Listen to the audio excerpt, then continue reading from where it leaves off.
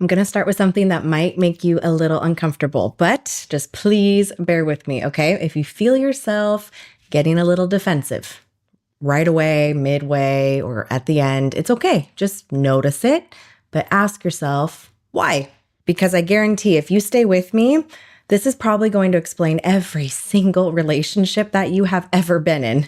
Listen, you're not unlucky when it comes to love. Nothing is wrong with you, and you're not bad at choosing people necessarily just because. There's a reason for that. That narrative that we all play in our head, it's not true. And honestly, it's unfair to you. So I'm going to explain something that will blow your mind like it did mine when I was studying this. What's actually happening is that you are choosing what your nervous system recognizes as familiar. And if you've had consultations with me, you know that I talk about this a lot because it makes total sense when it's actually explained properly. And until you understand why that feeling is familiar, you're going to keep repeating the same relationship with a different person, calling it chemistry or timing or fate when it is not.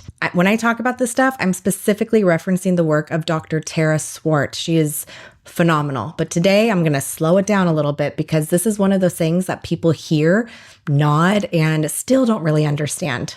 But once you get it totally changes how you see yourself. It also changes how much you blame yourself. And it's just going to open your eyes a little bit. Most people think attraction is about looks, timing, or that chemistry, that spark that we like to say.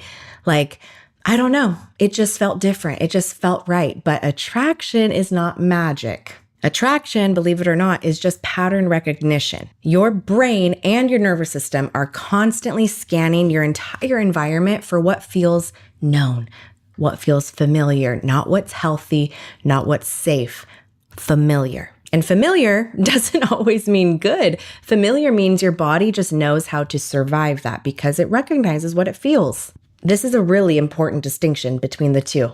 Your nervous system learned what love felt like long before you had any type of explanation or language for it, before you had adult reasoning, okay? Before you could really analyze anything. You learned this as a child in your home through your first relationships with your parents, caregivers, or even the young relationships that we get into at a very young age. So whatever love felt like back then, calm, chaotic, conditional, distant, emotionally unpredictable, that became your internal blueprint. That same blueprint runs quietly in the background. You don't know it necessarily consciously, and you don't choose it, but it heavily influences who you feel drawn to as an adult. I'm going to make it really simple and real because this is where some people usually have the oh shit moment. If you grew up feeling unseen, emotionally overlooked, or like you had to compete for attention or love, your nervous system learned that love feels distant. So later in life, when somebody shows up fully available for you, emotionally present, consistent, texting back, calling when they say they will, your body might actually feel a little bit uncomfortable and uneasy. And you might say things like, they're really nice, I just don't feel it anymore. Or, I don't know, something's missing. And they can't really pinpoint what that is. But then somebody else comes along. They're hot and cold. They give you just enough attention to keep you guessing. You're always wondering where you stand. And suddenly you are hooked. That lights you up because it's love, right? No, it's not love. It's because your nervous system recognizes that pattern. Your body goes, oh, I know this feeling. This feels familiar. That pull you feel isn't romance. That is just recognition. Now, let's talk about the people who had to earn their love. If love was always conditional growing up, praise when you performed, affection when you actually behaved well, approval when you succeeded, you learned that love equals effort and you have to fight for your love. So as an adult, you'll be attracted to partners who make you work for it.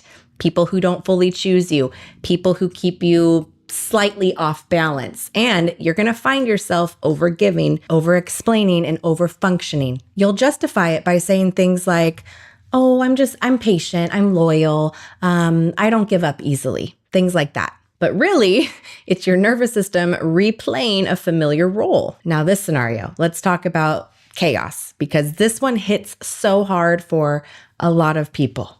If you grew up in a home where emotions were unpredictable, yelling, screaming, tension, walking on eggshells, your nervous system learned that intensity equals connection. So calm doesn't feel romantic. Calm feels boring and flat, and calm feels a little suspicious. You will also say things like, there's no spark. What you actually mean is, my nervous system isn't activated. Nothing's giving me that feeling. And this is something that people almost never realize. Your body doesn't know the difference between excitement and anxiety. It just knows that arousal feeling. So you have that racing heart, right? That obsession, that constant thinking about them. That is not passion. That is your body getting a little dysregulated. And that's why people confuse that intensity with intimacy all of the time. Intimacy feels steady. Intimacy feels good. Intimacy feels calm, but intensity feels urgent. Urgency comes from wounds. So let's talk about abandonment.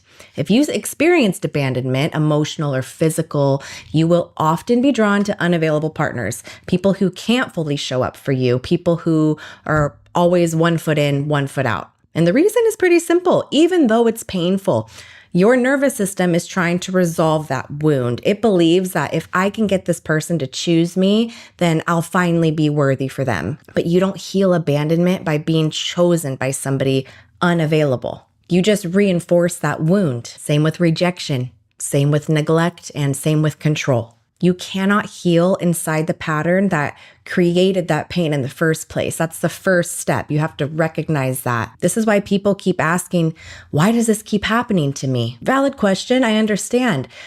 But the answer is because the pattern hasn't changed yet. Now let's talk about brain chemistry for a second, because this part matters more than people like to admit. Unpredictability releases dopamine. It's the same mechanism behind gambling or sex addictions. You don't get dopamine from certainty. You get dopamine from anticipation, uncertainty. So when somebody's inconsistent, your brain, it stays engaged, waiting, hoping, wondering. That creates that feeling of obsession.